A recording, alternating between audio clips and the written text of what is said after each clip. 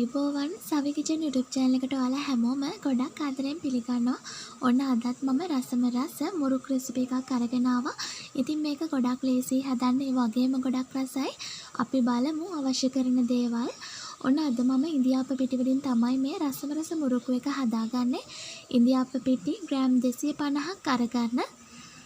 ඔයාලා රස අනුව ලුණු ටිකක් එකතු කරගන්න. ඔන්න ඔයාලා සැරට කන කෙනෙක් නම් මිරිස් කුඩු දාගන්නකොට ටිකක් වැඩියෙන් දාගන්න. ඔයාලට පුළුවන් මෙතෙන්දී ගම්මිරිස් කුඩු ටිකකුත් එකතු කරගන්න. අපේ චූටි බබත් කන නිසා මම මිරිස් කුඩු විතරයි එකතු කරගත්තේ.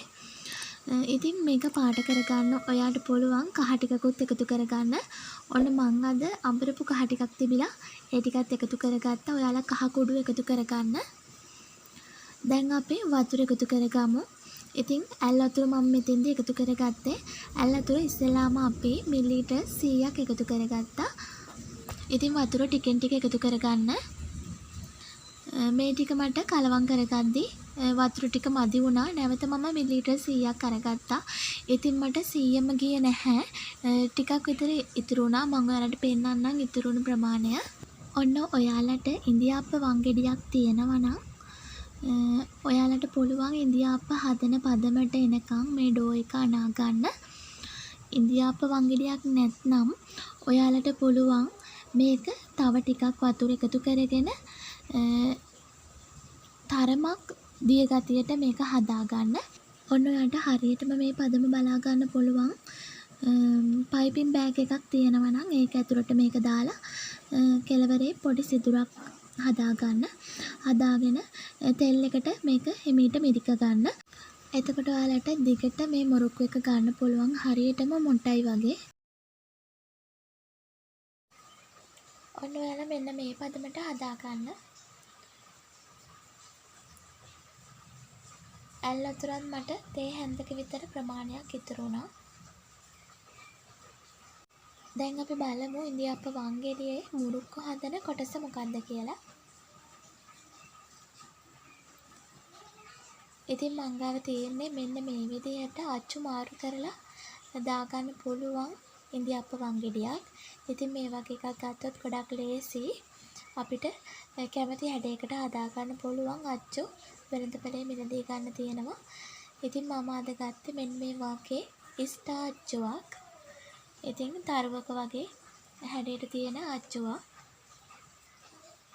දැන් අපි ඩෝ එකෙන් ටිකක් මේකට දාලා බලමු.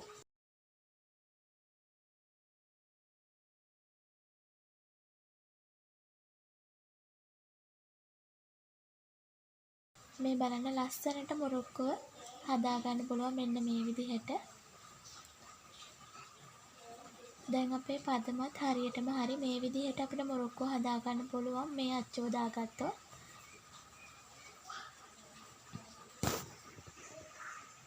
ඉතින් අච්චුව නැති අය මං කලින් කියපු විදිහට පයිපින් බෑග් එකක් අරගෙන මේ විදිහට හදාගන්න. ඔයාලට පයිපින් බෑග් එකක්ම අවශ්‍ය වන්නේ නැහැ. ඉන්දියාප්ප පිටි ගෙනාපු කවර එක පොඩි සිදුරක් කරගෙන උනත් දෙකට මොට්ටයි වගේ හදාගන්න පුළුවන්. දැන් අපි තෙල් ටිකක් තාච්චියකට දාගෙන තෙල් ටික හොඳට රත් වුණාට පස්සේ මුරුක්කු ටික මිරික ගමු.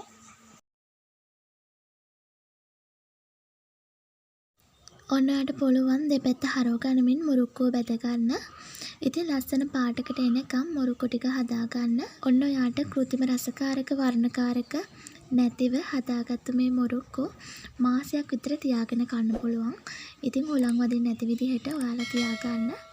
අපි බලමු මේක ක්‍රිස්පි ගතිය කොහොමද කියලා. ඉතින් මේ වගේ රසට හොඳ ක්‍රිස්පි එකට ඔයාලත් මුරුක්කු හදලා බලන්න. චූටි බබාලට රසකාරක දාපුවා දෙනවට වඩා මේ විදිහට ගෙදෙද්දිම හදලා දෙන්න පුළුවන් නම් ගොඩක් හොඳයි. ඉතින් අච්චු නැතුව මම මුරුක්කු හදන රෙසිපි එකක් තියෙනවා මගේ වීඩියෝස් වල. ඉතින් මගේ ෆොටෝ එක ටච් කරලා මගේ වීඩියෝ වලට ගිහිල්ලා ඔයාලට බලන්න පුළුවන් ඒ විදිහට කොහොමද මුරුක්කු හදන්නේ කියලා. ඉතින් මගේ වීඩියෝ එක හොඳයි නම් ලයික් එකක් දෙන්න, කමෙන්ට් එකක් දෙන්න, යාළුවන්ටත් බලන්න ෂෙයා කරන්න. අපි නැවතත් රසබර වීඩියෝ එකකින් හමු වෙමු. අනිවාර්යයෙන්ම මගේ YouTube channel එකත් subscribe කරන්න.